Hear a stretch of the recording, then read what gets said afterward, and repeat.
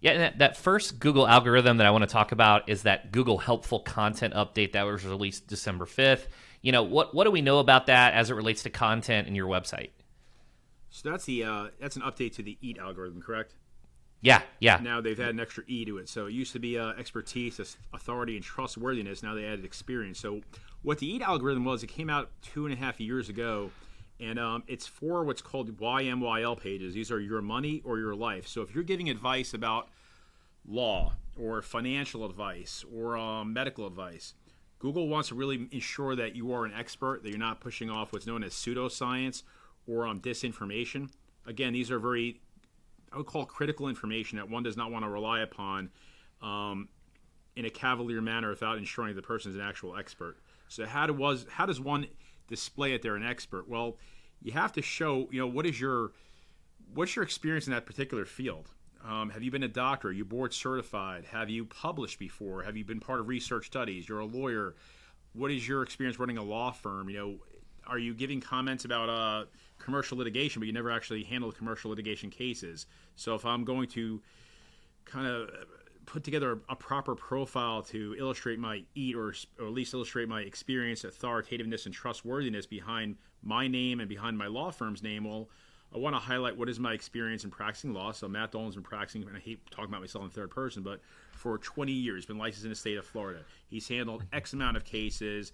He has, if you want to say you're board certified, or you're a member of the $1 Million Advocates Forum, or you were selected legal elite, whatever awards that you could put there that will actually show that you are an expert and trusted by others in your field, let alone you should be trusted by consumers. I couldn't have said it better. The thing that I see wrong a lot of times on these law firm websites is they don't even include a byline. So you don't even know who wrote it. So then how could you trust the content, right? So that's where those bios come into place. You need to put in all your as seen in, all your experiences. If you're on trusted sites, you need to reference that. The other thing that I see is there's no publish date.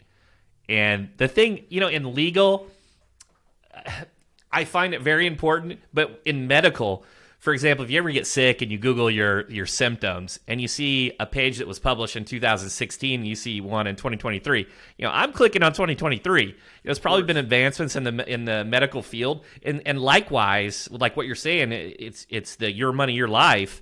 In legal, like a law or statute may have changed, so you need to have the most current, fresh content. So a lot of times, and that goes into the A and the T, the authoritativeness and trustworthiness. Yeah. It's hard to trust something that probably hasn't been updated. It's been a static page that no one's touched in 5, 6, 7, 8 years. God knows what science has come out since then.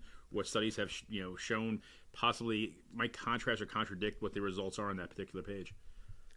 Yeah, and one of the big issues that we always see is the firm owners are just constantly cranking out new content, but then the core pages aren't ever touched again. They aren't ever refreshed. And one of the best things you can do if you're a personal injury attorney listening is refresh your content when it kicks over in 2023, and next year when it kicks over in 2024, you should update your top 200 pages. It's like a necessity in terms of ranking better in the search results. Yeah, for a garden variety of reasons. I mean, one, it looks like it's been touched. It doesn't look like static. Google hates static. Two, going off of that, Google will be trained to crawl your pages more often the more often you update the page. So Google likes fresh content. We know this. And anecdotally speaking, we can show that from trial and error, having done this on hundreds of pages before, we will generally see a boost after we've updated a page. Yeah, and Matt and I have talked a lot about this, and that's one of the reasons why we did these surveys, these roundups. So we have the Hire a Car Accident page. We have a personal injury page that has multiple attorney contributors, is because, hey, what's more trustworthy than not one attorney, but maybe 50 attorneys? Yeah, sure. It looks like a proper resource page. It's giving the information from a number of different perspectives and individuals who all have experience in the field of personal injury law. Awesome. So then kind of moving on, Google cracked us with another update right in December. They love to just, double hit, content, then links. They came out December 14th. They came out with the link spam update. And then what is that? And let's discuss that. It was a way for Google to kind of decipher, and I wouldn't call it a penalty. So they're not necessarily penalizing website owners. What they're doing is devaluing specific links pointing at your website. So one could view that as a penalty. It's almost like a demerit, but you're not in like Google's penalty box, and we've spoken about that on previous. I know you've covered on previous episodes. You never want to end up in Google's penalty box. So you're not ending up in a penalty box here. you're just where you could, if you get in the penalty box, you could be eliminated from search altogether. No one will see your site for quite a while. In this case, it's just evaluating certain links that are looked at as spammy, that don't add value, that are not relevant or related to the topic matter at hand. To me, there's just so much misinformation on this topic. There's so many SEO specialists out there that just want to disavow all your links, when the truth is, if they pop it into SEMrush or they use some tool, they don't really know if the link is good or bad.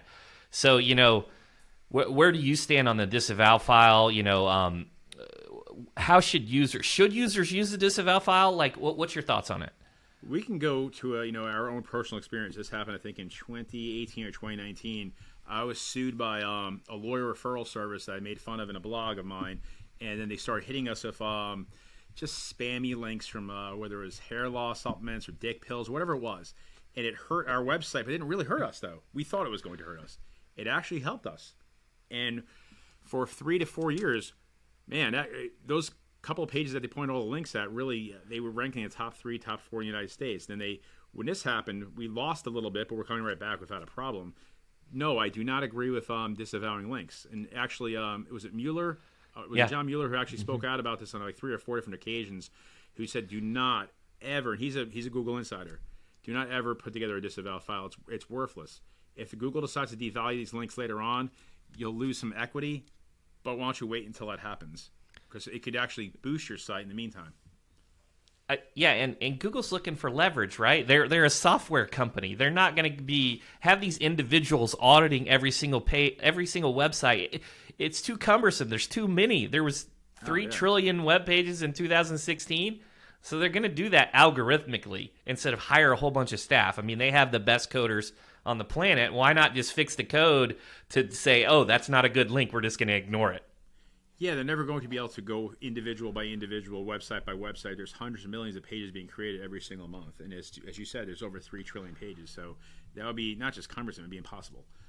Pragmatically speaking, no, one should not use a disavow file. We've done that before, and we've seen problems. So I'll leave that alone about prior experience, but I don't think it adds any value. Yeah, it's easy to pop in a tool and like SEMrush, and it'll say, hey, these links are toxic, but what action should you take? That's a whole different strategy as it relates to your SEO. No, I think if you plug it into like SEMrush or Ahrefs, and you're seeing like toxic links, especially SEMrush, what that should tell you is maybe I might want to improve my overall link portfolio. Maybe I want to get more stronger links. Maybe I want to contribute. Guest blogging, there's a good and a bad way of approaching that. But maybe I want to contribute on some blogs. Maybe I want to earn some media. Maybe hire a public relations specialist to get me some opportunities to speak to the media. There are ways to build really good links, but no, one should not take the drastic approach of cutting out all of the links because it actually could hurt your website. Well said. Kind of moving down. Recently, January 25th, we had the Yandex leak. And all the SEO nerds, including myself, are kind of freaking out. First of all, I want to break this down with you, but it's not Google, guys. It's not Google, but it was built by former Googlers. There's probably a lot of similarities, so I do think we can glean some things. I think people kind of, they're either buying or they say, oh, it's worthless or not. But I'm on the, hey, I think we can learn from this. So, what is Yandex? What happened, Matt? Let's talk about this. Yeah, Yandex is, I believe, it's the 4th biggest search engine. It's in Russian, so it's primarily used by Russian-speaking folks. What this gleamed is, and I believe there's a 70% correlation that showed up, between Google and Yandex. It allowed the individual who did this, I forgot his name, but we were looking at his tweets last night. I went through a long rabbit hole on this. It showed you the ranking factors that are very similar. At least there's 70% correlation between the ranking factors on Yandex and how they rank web pages on Google. Those are known as a search engine result placement. So behind your ranking on a specific page, there's about 300 to 400 factors that Google's utilizing. Well, we can reverse engineer. We can figure out what some of those factors are. We can never figure out how much weight does Google actually attribute to each one. We can play around by removing certain things and then putting back in, and we learn over time how much weight there really is. But we'll never know the exact formula. What this allows us to do is look behind the lens a little bit and see what are some of the ranking factors that they've been playing around with on Yandex that actually will deliver some juice to your web page or will in turn hurt your page. Yeah, and so there were the leak revealed, 1,922 ranking factors. The SEO nerd, I think it's Alex Burax. Um, the thing is, this was a leak, guys. This was uploaded. They uploaded the code. It wasn't like someone discovered this or a hack. This was a leak, and I'm going to start off, Matt.